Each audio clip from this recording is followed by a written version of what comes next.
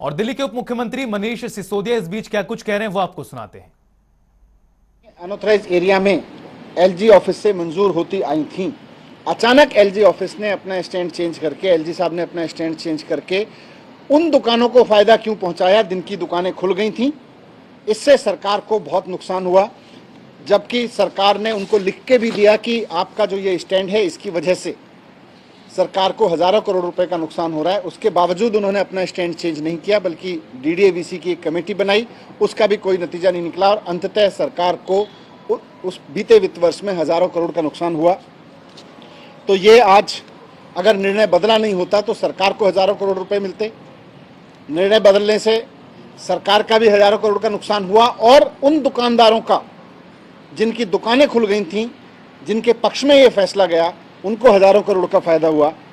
तो 48 घंटे पहले ये फैसला क्यों बदला गया, इनसे किन किन दुकानदारों को ज्यादा फायदा हुआ और एलजी साहब ने ये निर्णय खुद लिया या किसी के दबाव में लिया, और इसके बदले किस किस को कितना फायदा पहुंचा, इन सारे प्रश्नों की जांच होना बहुत जरूरी है। मैंने सीबीआई को लिखा है और मुझे पूरी उम्मीद है कि सीबीआई इस पर निष्पक्षता से जांच करेगी। नहीं, ये अभी सारा मैंने फाइलें देखी है ना, एनालिसिस किया है इसमें। आप ये कह रहे हैं कि 44 करोड़ जो लाइसेंस फीस वेव करने वाली बात है वो इस वजह से हुआ क्योंकि दुकानें नहीं खुल पाई थी। नहीं, वो अलग मसला है। वो तो कोविड के दौरान रिलीफ दिया, जिसमें कोर्ट के बहुत सारे ऑर्डर्स हैं इस संबंध में। ये सरकार को जो रेवेन्यू मिलना था वो रेवेन्यू सरकार को नहीं मिला। सिर्फ इसलिए नहीं मिला क्योंकि अचानक एलजी साहब ने अपना स्टैंड चेंज कर लिया। वर्षों से चला आ रहा स्टैंड अचानक चेंज कर लिया। नई पॉलिसी में अप्रूव जिस स्टैंड को किया उन्होंने, वो स्टैंड चेंज कर लिया और अचानक दुकान खुलने से 2 दिन पहले स्टैंड चेंज कर लिया।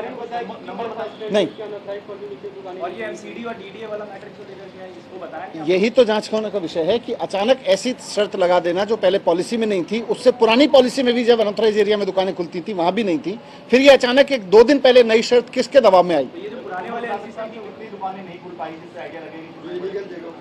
मेरे ख्याल से करीब 300 साढ़े 300 दुकानें नहीं खुल पाई। नहीं सर, यानी कि तो भ्रष्टाचार के बीजेपी आरोप लगा रही है। असली भ्रष्टाचार वहां हुआ जहां ये निर्णय चेंज हुआ। किसके दबाव में हुआ, इसमें भारतीय जनता पार्टी के किस नेता की क्या भूमिका थी, इसमें किन लोगों की भूमिका थी, जिन लोगों को फायदा पहुंच रहा था उनकी क्या भूमिका थी, इसकी सबकी जांच होनी चाहिए।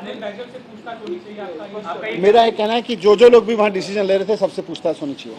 सर, एलजी हाउस के द्वारा ये कहा गया कि फर्स्ट क्वार्टर में 2022-23 में इतना करोड़ का नुकसान हुआ इस नई पॉलिसी का। आप लोग अभी तक ये कहते हैं कि इससे फायदा होगा, आप ये कह रहे हैं कि वो नुकसान जो हुआ था वो सिर्फ इस एलजी के इस फैसले की वजह से हो रहा है। अगर एलजी ऑफिस ने अपना निर्णय नहीं बदला होता तो सरकार को कई गुना फायदा हो रहा था।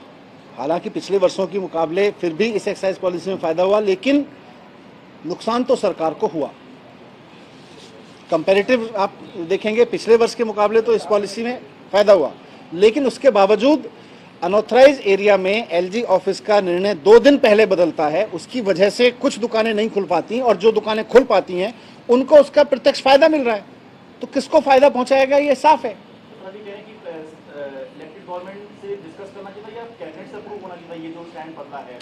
ये स्टैंड क्यों बदला, इसकी जांच होनी चाहिए। ये होने नहीं चाहिए था जब पहले नहीं हुआ कभी।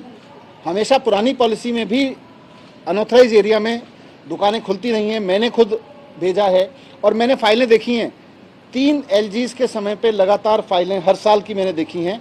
हर साल उसको मंजूरी मिलती रही है बिना इस शर्त के। ये पहली बार शर्त लगाई गई और वो भी दुकानें खुलने से 2 दिन पहले। तो दिल्ली में नई आबकारी नीति को लेकर जो टकराव की स्थिति है वो अभी भी बनी हुई है और दिल्ली के उप मुख्यमंत्री मनीष सिसोदिया आरोप लगाते नजर आए।